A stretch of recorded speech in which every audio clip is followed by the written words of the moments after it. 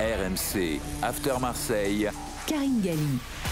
Bonjour à tous, très heureuse de vous retrouver dans l'After Marseille. Un After Marseille qui est consacré à une légende vivante de l'Olympique de Marseille. Je veux parler évidemment de Steve Mandanda, le gardien de but qui a pris sa retraite il y a seulement quelques jours, à tout juste 40 ans. À mes côtés, Rémi Dumont, tout va bien ? Salut Karine, ça va et toi ? En pleine forme. 40 ans, c'est un très bel âge. C'est 20 ans dans chaque jambe, comme disait Maldini. Et oui, et c'est également mon âge, donc c'est un âge exceptionnel. Alexandre Jacquin, chef du service des sports de la Provence et suiveur de l'Olympique de Marseille depuis 2009 pour le quotidien, est avec nous. Salut Alex. Salut Alex. Salut Karine, salut Rémi.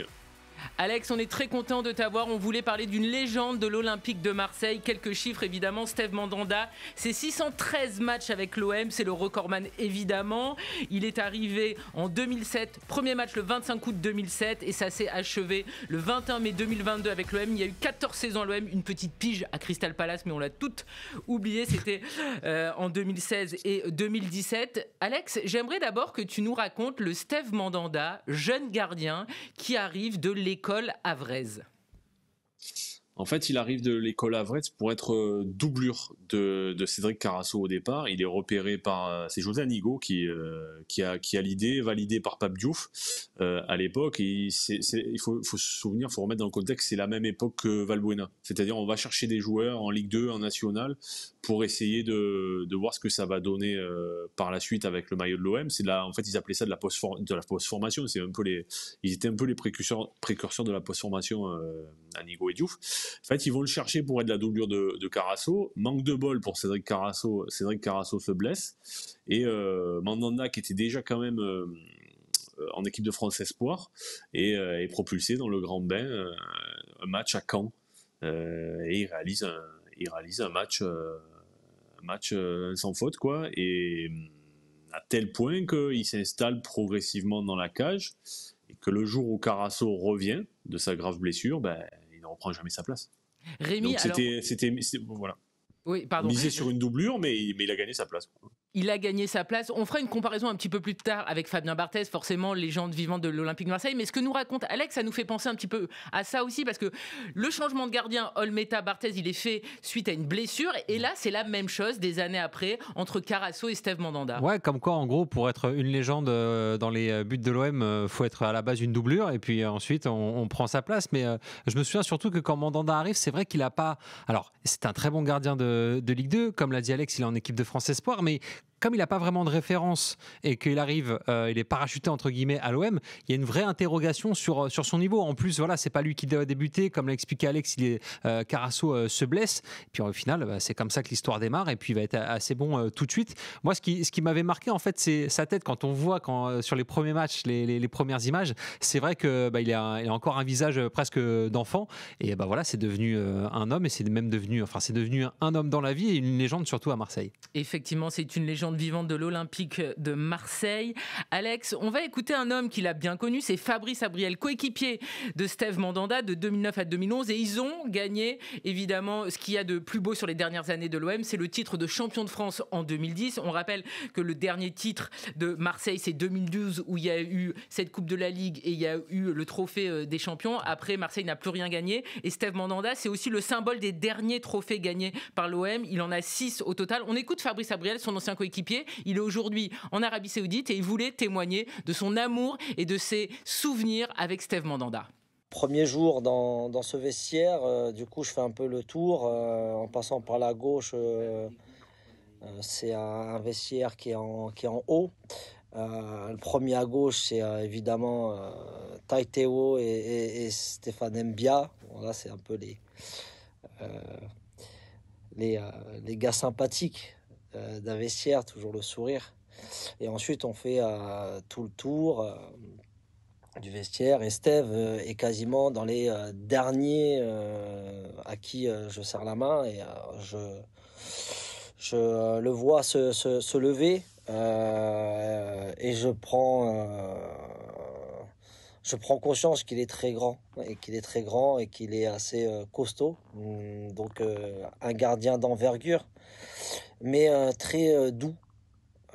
C'est un peu ce paradoxe. Derrière ce gigantesque bonhomme, on On a quelqu'un de très discret, qui est très observateur, qui est silencieux aussi, qui mesure ses paroles, qui sourit vraiment à des moments bien précis, qui a le sourire, bien sûr. Il a un charmant sourire, mais c'est un sourire à l'économie. Donc quand moi je suis arrivé à cette époque, je crois que Steve a à peu près 24-25 ans, donc il attaque sa 3e saison. On a un vestiaire qui est quand même assez expérimenté avec beaucoup de joueurs au-dessus de 30, en tout cas 30 jusqu'à 36 il me semble. Donc beaucoup d'expérience. Donc Steve est très à l'écoute dans un premier temps sur sa première saison, et puis la 2e saison il devient capitaine. Donc je crois que ça a été aussi un apprentissage en accéléré cette année 2009-2010 avec 2 titres. Je crois que c'est aussi ce que tout le monde avait besoin à ce moment-là. Alex, Steve est le symbole donc des derniers titres de l'OM. On le rappelle, il y a 2010 ce titre de champion de France. Il y a 3 coupes de la Ligue sur cette période et 2 trophées des champions.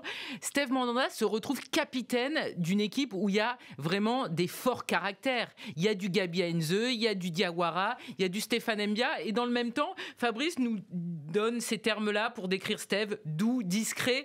Donc ça semblait pas être une évidence finalement, Mandanda capitaine, et pourtant il a été un vrai capitaine à l'OM. Ouais, mais il est un peu même lorsqu'il était jeune, c'était un peu le sage. Vous voyez ce que je veux dire? C'était un peu celui qui apaise le vestiaire, celui à qui on va parler, celui qui est proche des plus jeunes, mais qui discute aussi avec les anciens, qui est respecté par tout le monde. En fait, c'est une question de respect qu'il a gagné très rapidement, en fait, en étant rapidement titulaire à l'OM, en étant apprécié par tout le monde au sein du club, et en gagnant aussi sa place en équipe de France. Parce qu'au départ, il ne faut pas oublier que sur la première année où il est en équipe de France, de 2008 à 2009, il est même titulaire en équipe de France. Après, évidemment, il y a Hugo Lloris qui le devance, mais il est quand même respecté très vite. En l'espace de 2 ans, il est passé de la Ligue 2 au brassard de l'OM, à une Coupe du Monde. Donc c'est quelqu'un qui était respectable, respecté, et qui a toujours été exemplaire. Il n'y a jamais eu une histoire avec lui, donc c'est aussi pour ça qu'il a récupéré le brassard. Rémi, effectivement, à la base, Mandanda est titulaire, c'est Déoméné qui choisit en bleu. Nous, on va se consacrer à la période avec l'Olympique de Marseille, et tout le monde te dit les années à Marseille, c'est comme les années chiens, c'est x7 limite. Et Steve Mandanda, lui, il fait 14 saisons. On enlève effectivement le petit passage à Crystal Palace. C'est colossal. Il faut vraiment insister là-dessus, sur une longévité qui est rarissime dans un tel club. Ben oui, et puis surtout que, comme le disait Alex, il avait des forts caractères dans l'équipe. Alors après, je pense que ce qui a fait sa force, c'est justement le fait qu'il soit une force tranquille. Il parle pas beaucoup, il parlait plus sur le terrain, et tu voyais que c'était le mec sur qui tu pouvais compter la valeur sûre, et la valeur sûre très rapidement. Moi, ce qui m'a toujours étonné avec Steve Mandanda, c'est qu'il laissait dégager aucune émotion sur le terrain, en fait. Tu voyais qu'il était assez pas froid, mais tu vois, il montrait aucune émotion, ce qui faisait que tu avais l'impression qu'il gérait tout le temps. Il était constamment tranquille, sûr de sa force. Et il me semble qu'il avait dit dans une interview que voilà, être capitaine de l'OM, c'est un autre métier, et qu'il faut pouvoir gérer tout ce qui est amende, tout ce qui est entente avec l'équipe, tout ce qui est relation entre le groupe de joueurs et les dirigeants, ou même l'entraîneur, et que forcément ça te donne beaucoup d'énergie. Et quand on voit qu'il a passé autant de temps à l'OM, on se dit qu'il a dû en voir des vertes et des pas mûres, mais surtout qu'il a toujours réussi en fait à gérer ce statut de capitaine, et en étant performant sur le terrain, même si évidemment quelques saisons ou sur quelques matchs, parfois c'était plus compliqué. Alex, il a tout connu, on l'a dit, ce titre de champion de France, mais dans une période finalement assez courte, entre 2010 et 2012, il y a le top. Marseille est champion de France. Il y a la dernière saison de Deschamps qui est très compliquée. Il y a ce carton rouge sur la pelouse de l'Inter Milan en 8e de finale qui prive les Marseillais de Mandanda pour l'opposition face au Bayern Munich. Donc finalement, Mandanda, il a tout connu à l'Olympique de Marseille, le meilleur comme les tempêtes, et il en est sorti, on va dire, quasiment toujours indemne. Il en est sorti toujours indemne, mais moi, s'il y a une image qui me marque, en fait, c'est un peu plus tard. C'est le jour où il sort indemne d'un choc violent. Alors, je crois que c'est Yatabaré, Guingamp, OM. C'est OM Guingamp, c'est une des dernières journées de championnat de la saison 2013-2014. Et en fait, il rate la Coupe du Monde à cause de ça. Et c'est le docteur Christophe Baudot qui intervient assez rapidement. Je dis pas qu'il aurait perdu la vie, mais il aurait pu rester en fauteuil roulant si ça avait été mal géré, cet épisode-là. Et en fait, ouais, il a tout connu. Il a tout connu physiquement, il a tout connu humainement, psychologiquement. Il a connu les crises, avec les supporters, il a connu le conflit à Nigo Deschamps où il fallait quand même être costaud en étant joueur pour savoir où se positionner. Il a connu la fin de Vincent Labrune avec les heurts dans le stade, il a connu l'épisode de la commanderie plus tard. C'est un totem en fait, c'est vraiment... il restera, c'est pour ça que tout le monde dit c'est une légende, mais évidemment c'est une légende, c'est un symbole de l'OM, et quand on parle de gardien de l'OM et de gardien dans l'histoire de l'OM, on en cite deux, on cite Mandanda et Barthez. Effectivement, il faudra faire un choix à un moment, mais un petit peu plus tard. Tu as dit et tu as prononcé ce mot de totem que j'aime beaucoup. Et Guy Stéphane, notamment, avait parlé du fait qu'effectivement, Steve Mandanda aurait eu 4 Coupes du Monde s'il n'y avait pas eu cette blessure de 2014 qui l'en a empêché. Il y a eu 2010, il y a eu 2018 et il y a eu 2022. Et je voulais qu'on lise le témoignage notamment de Guy Stéphane, parce que ça a été l'entraîneur adjoint, évidemment, de l'Olympique de Marseille sous Deschamps. Et ils se sont évidemment connus avec l'équipe de France, entraîneur également adjoint.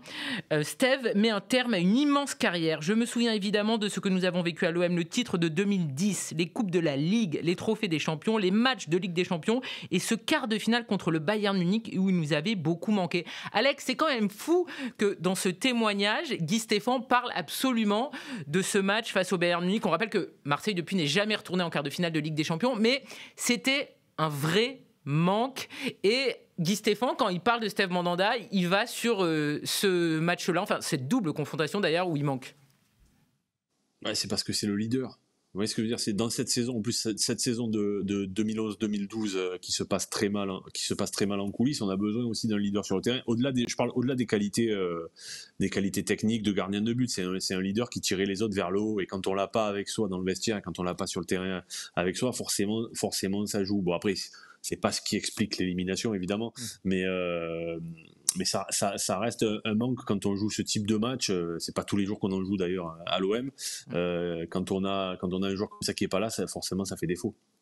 Juste rappeler quelques stats. Il a été 383 fois capitaine de l'OM. L'entraîneur qui l'a le plus dirigé en professionnel, c'est Didier Deschamps, 152 matchs avec l'OM et plus 20 matchs avec l'équipe de France, qui donc porte à 172 matchs sous Didier Deschamps. Donc quand on parle de Didier Deschamps, on parle évidemment aussi de Guy Stéphane, et le tout pour 35 sélections en équipe de France, puisqu'il a aussi connu Raymond Domenech et comment Laurent Blanc. Oui, et Raymond Domenech, comme je le disais, l'avait installé numéro 1, puis finalement, il a perdu cette place. Et tu le disais également, parce que Alex en parlait, il arrive en même temps que Mathieu Valbuena, et donc c'est le coéquipier avec lequel il a le plus joué. Oui, exactement. Alors quand je regarde les chiffres, c'est 307 matchs avec Mathieu Valbuena, notamment forcément à l'OM. Donc voilà, ça place les deux. Et c'est d'ailleurs marrant, parce que les deux arrivent pour pas vraiment être titulaires, et puis finalement, ce seront les hommes importants pour le titre en 2010. Ils coûtent pas cher, et au final, c'était des bons coups. Alex, je t'ai demandé, avant de préparer cet After Marseille, de nous parler des matchs qui t'ont marqué de Steve Mandanda. Alors, c'est compliqué, parce qu'il y en a eu tellement qu'il faut faire un choix. Mais quand tu penses à Steve Mandanda et à ces gros matchs, qu'est-ce qui te vient tout de suite en souvenir ? C'est paradoxal, c'est que si je ne dois en citer qu'un, c'est pas celui qui a marqué l'histoire de l'OM, c'est le Lorient-OM de 2015-2016. Il avait été ce jour-là. Alors alors les gens s'en souviennent peut-être pas, mais l'OM est en très très grosse difficulté à un moment de la saison où Mitchell est sur le déclin et va finalement partir quelques semaines plus tard. Et l'OM se retrouve à Lorient, et en fait, il permet à l'OM de prendre un point dans un match catastrophique en interne. C'est catastrophique, et il est phénoménal. Alors, je me souviens plus exactement le nombre d'arrêts qu'il fait, mais je pense que j'aimerais bien savoir si lui ne pense pas que c'est son meilleur match à l'OM. J'y étais, moi, au Moustoir, et il a fait arrêt sur arrêt dans une défense qui prenait l'eau, et il était là, et on se dit à ce moment-là, et surtout que c'était un match bascule qui pouvait mettre l'OM dans une zone en très grande difficulté dans la zone rouge pour descendre en Ligue 2 la saison passée. Et on ne sait pas ce que l'OM serait devenu si ce jour-là, il n'avait pas fait ce match-là. Bon, ça, c'est évidemment le premier match, celui qui m'a marqué le plus parce que j'y étais. Après, on ne peut pas ne pas citer, par exemple, évidemment, on parle de Liverpool-OM et du but fabuleux de Valbuena, mais encore une fois, je reviens, il y avait Mandanda dans la cage, et si l'OM gagne 1-0 à la fin, c'est parce que Mandanda fait aussi un bon match là-bas. Donc il y a des matchs comme ça, des matchs de Coupe d'Europe, voilà. Mais moi, si je dois en citer deux, c'est Liverpool-OM, Lorient-OM. Et là c'est le Lorient-OM, les supporters s'en souviennent peut-être pas, mais il a vraiment marqué le. C'est un match qui compte dans l'histoire du club parce que tout le monde l'oublie, mais cette saison-là était catastrophique. L'OM est vendu après à Franck McCourt dans les mois qui suivent, mais si l'OM avait été en Ligue 2, est-ce que l'OM aurait été vendu comme ça? On ne le sait pas. Et il a tenu la baraque à lui tout seul et il a permis à l'OM de rester en Ligue 2. C'est des moments importants. Rémi, toi aussi, tu connais très bien l'histoire de l'Olympique de Marseille. Quelles seraient tes images, tes souvenirs liés à Steve Mandanda dans les cages olympiennes? Alors, dans des arrêts, il y en a eu tellement, parce que juste pour en termes de chiffres, hein, il a fait 184 clean sheets en Ligue 1, c'est-à-dire qu'il a joué 184 matchs en Ligue 1, donc l'OM et Rennes, sans prendre de but. C'est quand même assez impressionnant. Ça le place 6e dans l'histoire de la Ligue 1. Le premier, c'est Ettori avec 242 clean sheets. Ça, c'est pour la partie stats. Pour répondre à ta question, moi, en fait, il a fait tellement d'arrêts. Moi, ce qui me marquait, en fait, c'est qu'il y avait des arrêts où tu pensais qu'il y avait but, mais il te sortait justement des arrêts incroyables.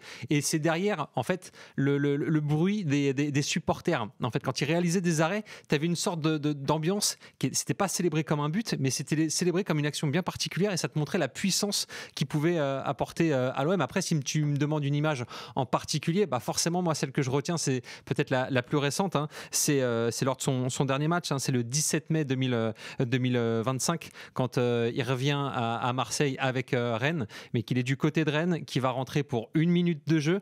Marseille va gagner 4-2. La Ligue des Champions est déjà acquise pour l'OM, mais c'est surtout cette image où voilà, Balerdi vient lui filer le brassard devant tous les supporters. Et là, franchement, c'est je pense, l'image qui vaut toute sa carrière à l'OM, entre guillemets, parce qu'il est avec le maillot adverse, mais il a le brassard de l'OM, c'est le capitaine de l'OM qui va lui donner, et il est devant les supporters, c'est magnifique. Mais je me rappelle très bien de ce match, parce que moi je l'avais mauvaise, j'en voulais un peu à Habib Beye. Habib Beye, oui. Ancien Marseillais, et je me dis, il va forcément le mettre dans les cages pour le dernier match, et il va laisser Brice Samba sur le banc, et puis finalement, le match avance, il le fait jamais rentrer, je dis non, il va pas lui faire ça, c'est pas possible. Je dirais, lui-même a une sensibilité de joueur de haut niveau, Habib, et puis finalement il y a cette entrée en toute fin de match. Alex, tu peux nous raconter effectivement cet hommage qui est absolument magnifique, parce que les supporters marseillais ont été à la hauteur, les joueurs marseillais avec effectivement ce signe de Balerdi. Franchement, c'est un départ rêvé peut-être, parce que honnêtement il l'a fait dans son jardin avec une communion absolument incroyable.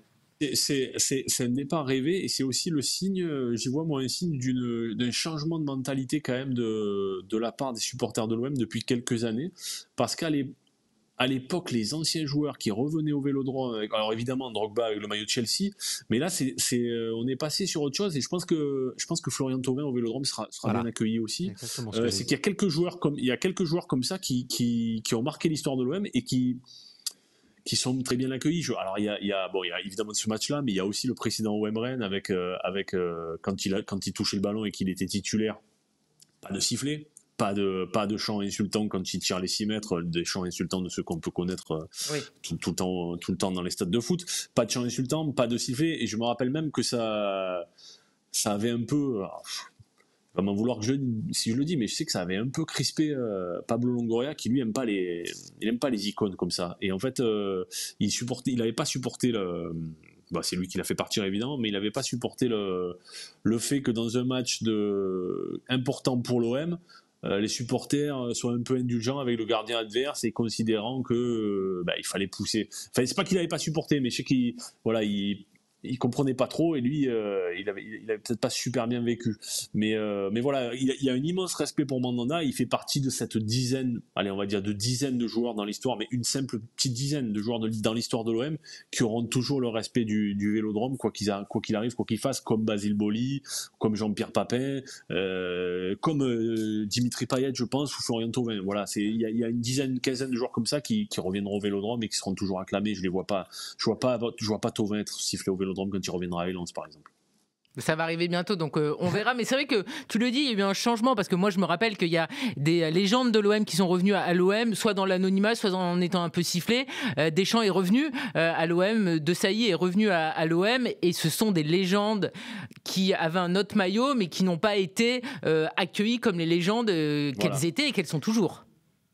C'est ça, ouais. C'est exactement ça. Quand il y a eu le retour de Didier Drogba avec Chelsea, bon, il avait été applaudi évidemment, mais il y avait pas. C'est la première fois qu'il y avait une telle émotion avec un ancien. Voilà, c'était vraiment, ça faisait plaisir à voir, même pour ceux qui considéraient que Mandanda avait fait son temps à l'OM à l'époque, parce qu'il y avait des débats quand même sur la fin, quand Paul Lopez est arrivé, il y avait beaucoup de gens qui disaient il y en a marre de Mandanda et tout, mais c'est toujours ça, c'était les supporters un peu enfants gâtés quand on voit ce qu'est devenu Paul Lopez, quoi. Mais enfin, il y avait une émotion qui était palpable partout dans ce soir-là au Vélodrome. Faut dire aussi que Mandanda a pas vraiment pu dire au revoir, j'ai l'impression, aux supporters marseillais, quand il a commencé à être mis de côté puis qu'il est parti à Rennes. Et pour revenir sur ce que tu dis sur Florian Thauvin, c'est pareil, lui il est parti en plein Covid, donc en fait il a pas pu faire d'adieu non plus aux supporters marseillais. Et pour le changement de mentalité des supporters, Alex a raison, puisque je trouve que c'est un peu aussi ce qui s'est passé dans une moindre mesure avec André Ayew la saison dernière, quand il y a Marseille-Le Havre, on gagne 5-1, que Marseille gagne 5-1, que c'est le seul Havrais qui marque pour Le Havre, mais il est ovationné à sa sortie quelques secondes en fait après avoir marqué. Donc voilà le changement de mentalité, mais ce qui prouve aussi la place finalement des joueurs qui ont marqué l'OM. Mais alors si je me trompe pas, pour André Ayew, Alex, Rémi, vous allez me dire, en fait au début il a eu un petit peu des sifflets et puis finalement ça s'est transformé en ovation parce qu'il y a ce but, et c'est un but tellement Ayew de la tête comme d'habitude parce qu'on connaissait sa détente, et parce qu'il y avait aussi la victoire. Il y a tout dans ce match, si je me trompe pas. Il y a à la fois au début des sifflets, puis à la fois ça se finit en célébration absolument magnifique. Et puis Ayew, c'est aussi, on le rappelle quand même toujours, la légende vivante, enfin le fils de la légende vivante, Abedi Pelé. Donc c'est une histoire longue avec l'Olympique de Marseille. Donc dans ce match, il y a tout. C'est sûr que s'il avait égalisé, ça aurait pas été pareil. C'est ça qu'il faut bien avoir à l'esprit quand même. Ça aurait pas été la même chose. Mais Mandanda, lui, ce qu'il y a, c'est qu'il a été sorti bien joué les photos de façon malpropre. Par l'OM. C'est-à-dire qu'il y a eu un petit jeu on recrute un gardien, Paul Lopez, parce qu'il faut être à l'aise au pied, parce que Sampaoli demande de ça, parce que ceci, parce que cela, ils vont être à deux, il nous faut deux profils différents, c'est un numéro 1 bis, nanana, et puis je préfère. Et puis c'était surtout le discours il nous faut deux grands gardiens, maintenant c'est le football moderne, il nous faut deux grands gardiens. Et puis un an plus tard, en fait, il fallait pas deux grands gardiens, il fallait une titulaire et une doublure, et c'était une manière de faire partir Mandanda et de lui faire comprendre que c'était le moment de s'en aller. Je pense qu'il aurait mérité une sortie, je parle de 2021-2022 quand il s'en va, je pense qu'il aurait mérité une sortie plus digne de la part des dirigeants de l'OM à l'époque. Vous suivez l'After Marseille avec Rémi Dumont, avec Alexandre Jacquin, et on rend hommage à une légende vivante, c'est Steve Mandanda, l'homme qui a le plus porté le maillot de l'Olympique de Marseille. Il a été joueur de l'OM à 613 reprises et il méritait évidemment d'avoir un podcast consacré à son immense carrière. Messieurs, je suis désolé, mais il va falloir trancher. Ben oui, voilà. On parle d'un immense gardien. On est là pour rendre hommage à Steve Mandanda. Mais Alex nous l'a dit tout à l'heure, quand on parle gardien de but à l'Olympique de Marseille, il y a forcément deux hommes qui reviennent. Fabien Barthez, qui a fait 2 passages à l'Olympique de Marseille, mais qui a cette fameuse Ligue des Champions le 26 mai 93. Et puis, il y a Steve Mandanda, qui a le nombre de matchs... qui a le record du nombre de matchs avec l'Olympique de Marseille et qui est aussi le symbole des derniers titres obtenus avec l'Olympique de Marseille. Quel est ton choix, Rémi ? Team Barthez ou Team Mandanda ? Ça va être très simple, vu que c'est plus de ma génération, je dirais Steve Mandanda. Et puis, t'as quel âge ? Moi, j'ai 37. Donc, tu vois, c'est pour ça, moi, ça me parle plus de voir Mandanda. Après, évidemment, j'étais là quand Fabien Barthez est revenu aussi à l'OM. J'ai plus connu son deuxième passage que, évidemment, son premier, même s'il était beaucoup plus glorieux, son premier passage à l'OM. Mais je dirais Steve Mandanda parce que, quelque part, c'est presque le seul gardien que j'ai connu avec l'OM, entre guillemets. Donc, non, je dirais Mandanda. Et puis même j'ai bien aimé la personnalité, je dis pas que j'aime pas celle de Fabien Barthez, pas du tout, loin de là, c'est juste que voilà, la force tranquille et puis petit petite touche personnelle, j'avais croisé un jour sur un match totalement ennuyeux de l'OM. C'était en Europa League, c'était le Lazio Marseille 0-0 en phase de poule. Voilà, j'avais pu échanger très brièvement avec lui et j'avais adoré en fait la gentillesse qu'il avait. Il me connaissait pas, enfin moi je le connaissais, mais lui il me connaissait pas évidemment. Mais non, homme très classe, très agréable. Alex, toi, tu es un petit peu plus âgé comme moi, donc tu as bien connu les deux, que ça soit Steve Mandanda et Fabien Barthez. C'est vrai qu'au niveau des caractères, ils n'ont absolument rien à voir, les deux. Tu serais plus Fabien Barthez ou plus Steve Mandanda ? Moi, j'ai 44 ans. J'ai adoré le personnage Mandanda, qui est vraiment quelqu'un de bien, un mec bien. J'ai adoré le gardien Mandanda, mais pour moi, c'est impossible de mettre Mandanda au-dessus de Barthez. C'est pas en raison de la victoire en Ligue des Champions en 93. C'est parce que moi, en tant que Marseillais, qui avait 13 ans quand l'OM est descendu en D2, il y a un joueur qui est resté, enfin il y en a d'autres, mais parmi les joueurs et les grands joueurs qui sont restés, c'est Fabien Barthez qui est resté la première année de D2 à Marseille avec les supporters de l'OM. Il faut savoir ce que ça c'est cette première année de D2, c'est un an, même pas, c'est 1 an et demi après le titre de champion d'Europe. L'OM se retrouve en D2 à jouer à Charleville, à jouer à faire le Tour de France comme ça, et c'est une des meilleures époques pour les supporters de l'OM. Si vous interrogez tous les supporters de l'OM, ils vont vous dire c'était la folie, c'était une année exceptionnelle parce qu'il y avait ce truc entre eux. Et en fait, Barthez était resté. Et ça, je pense que n'importe quel supporter de l'OM lui doit le respect éternel pour ça. Donc je peux pas mettre Mandanda au-dessus de Barthez. En revanche, évidemment, il reste une légende et il y a 2 gardiens légendaires à l'OM, c'est Barthez et Mandanda. Mais je peux pas, je suis obligé de dire Barthez. Oui, parce qu'il faut le rappeler, le premier passage de Barthez, donc c'est de 92 à 95. Alors, il y a le bonheur, les années tapis, le 26 mai 93, mais il y a la descente après. Effectivement, il y a énormément de joueurs qui avaient été vendus parce qu'il fallait aussi de l'argent, et il y en a qui sont restés en D2 à l'époque, c'était la D2, et Barthez en fait partie. Quand même. Oui. Il était international et il jouait en D2 avec l'OM. Et pour ça, franchement, les supporters, jamais un supporter, parce que le deuxième passage de Barthez à l'OM était moins beau, mais jamais un supporter lui dira quelque chose parce qu'il est resté en D2. Et ça, franchement, ça marque l'histoire, quoi. Voilà. Le deuxième passage, ça sera de décembre 2003 jusqu'à 2006. Mais il y aura aussi quand même cette finale de Coupe d'Europe. Alors, c'était la C3, c'était contre Valence et elle a été perdue. Mais ce sont quand même des dates marquantes de l'histoire de l'OM. Bah oui, il a écrit, Fabien Barthez, les plus belles histoires de l'OM. Et puis, comme dit Eric Dimeco, à Marseille, on ne peut pas faire que les mariages, il y a aussi les enterrements. Et je trouve que c'est parfait. Voilà, il n'y a pas que les bonnes choses, il y a aussi les mauvaises. Mais c'est pour ça qu'on aime Marseille, parce qu'on passe par toutes les sensations. Mais pour en revenir à Steve Mandanda aussi, on a beaucoup parlé de ses performances, de son caractère, mais je trouve que voilà, il représente aussi, je trouve, un style une façon d'être qui était très proche, je trouve, pendant un moment de Marseille, c'est-à-dire tranquille, force tranquille en fait. On dégage une puissance, on n'a pas besoin de la montrer et elle est là. Et je trouve que Steve Mandanda, c'était vraiment le cas. Alex, pour conclure, quelques mots qui définiraient pour toi au mieux Steve Mandanda. En fait, c'est plutôt une anecdote. Alors moi, j'y étais pas. C'est Mario Albano que tu connais aussi. Légende. Voilà la légende qu'on salue. C'est lui qui avait organisé cette rencontre. Et il avait organisé une rencontre entre Steve Mandanda et Jean-Paul Escale, ancien gardien de l'OM des années 70, champion de France. Et en fait, je sais que pour en avoir parlé après un jour avec Steve avait été ravi de cette rencontre, de rencontrer ils avaient passé l'après-midi ensemble, ils avaient déjeuné ensemble, ils avaient échangé des ballons ensemble. Et il avait été ravi, Steve, de rencontrer quelqu'un qui représentait l'OM aussi et qui a incarné l'OM.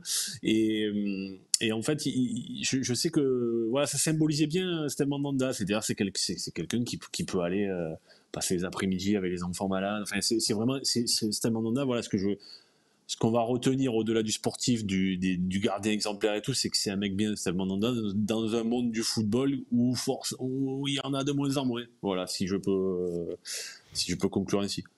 T'as tout dit, c'est un mec bien et la fidélité, parce que c'est vrai qu'aujourd'hui, je vois pas quel joueur va rester aussi longtemps dans un club, à moins que tu sois... non, mais ça n'existe plus, moi j'y crois plus. Non, mais franchement... C'est bien plus compliqué. Surtout en plus, c'est quasiment impossible. Après, c'est un des défauts de l'OM en ce moment. On dit beaucoup que voilà, les joueurs passent et défilent même, mais voilà, Steve Mandanda, c'est quand même un joueur qui reste là. Et puis je trouve, juste pour terminer, qu'au niveau de son faciès, que ça se passe bien, que ce soit dans la victoire ou la défaite, il avait toujours toujours la même tête et toujours la même prestance. Voilà. Enfin, parfois, il avait le masque quand il prenait un but, mais c'est totalement normal. En tout cas, c'est un homme bien et c'était un gardien bien. On l'embrasse évidemment. On lui souhaite une belle retraite. On sait qu'il adore le tennis, qu'il adore le paddle, donc il va avoir du temps libre, même si il a dit que la retraite, c'est un petit peu vertigineux pour lui, forcément. Merci beaucoup, Rémi, d'avoir été avec nous. Merci beaucoup, Alex, d'avoir été avec nous. On rappelle, chef du service des sports de la Provence et suiveur de l'OM depuis 2009. C'est dire si tu as de l'expérience. Merci. Merci beaucoup, merci à vous. Et si vous aimez nos podcasts, vous vous abonnez sur les différentes plateformes pour ne pas rater les prochains épisodes. N'oubliez pas de donner une note et de mettre un commentaire. À très vite pour un nouveau numéro de l'After Marseille. RMC After Marseille.